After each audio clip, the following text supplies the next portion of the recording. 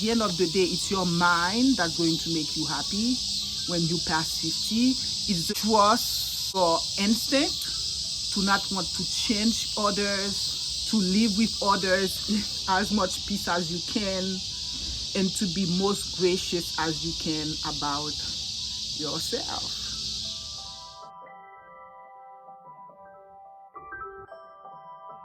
Hi guys, how are you? My name is Maud Toussaint Como. This is a channel where I talk about fragrances, I talk about art, and I vlog and take you to places I go. And every so often I share my thoughts with you. I wanted this video then to be story time. I'm essentially sharing my thoughts on essentially where I feel my journey is.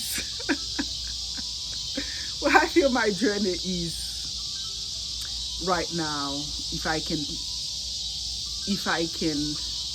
express it or anything like that. And I thought that perhaps that would help others. So I'm over 50 and age is just a number. I cannot say that I feel 50 or I feel whatever. I guess the cliche, age is just a number, is a number. I don't feel like I have commented a different brain once I turn 50 and my brain changed. I do feel that I wish the way my brain is in some aspect, in terms of understanding myself, knowing the things that I really appreciate in life, I wish it was always like that. So that's an aspect that I really enjoy. And I think it is from this perspective that I want to maybe develop a little series on happiness over 50. For what it's worth, guys. So you're going to bear with me on that. And I want to talk about lessons right off the top of my head on what, and I don't want to make the video long. So I want to lessons in life that I've learned as far as happiness over 50 is concerned. The first lesson, I think I learned that I don't always have to have control over things, but I have to learn how to live with things to the extent that I can improve them. It's great. I should always work on that. But to the extent that I cannot improve them, realistically assess my ability and feeling perfectly okay that I cannot improve them. So I think that's the first lesson that I have learned as I've reached 50. It's hard for me, it's amazing for me to believe how I have gone through all my life dealing with people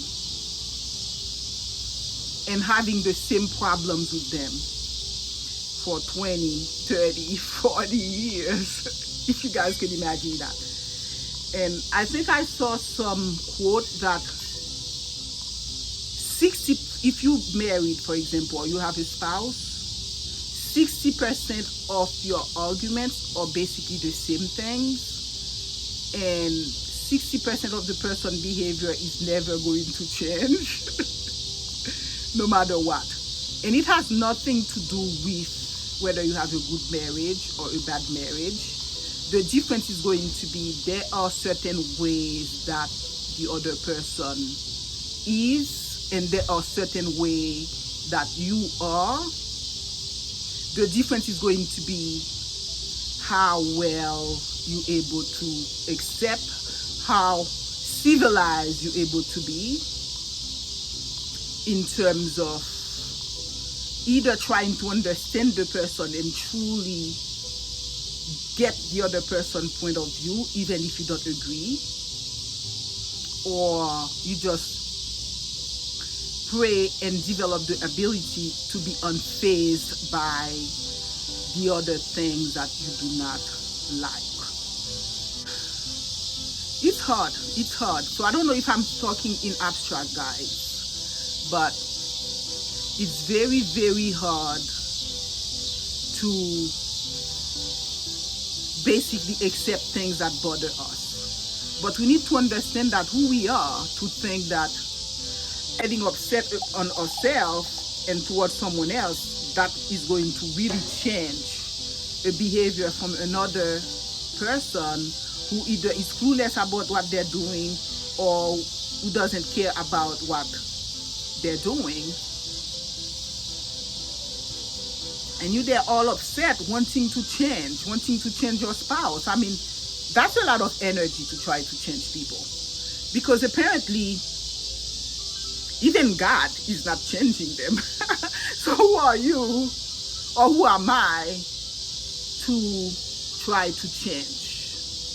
So I think that's the first lesson I've learned, and I'm still trying to work on that, guys. That's something that maybe we need to even pray, you know.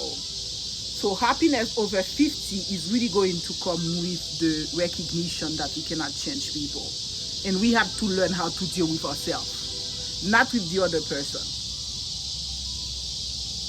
If something is not physically harmful to us,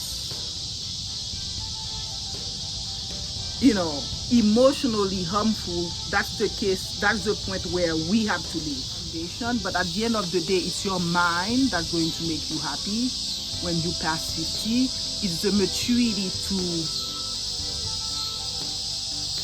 trust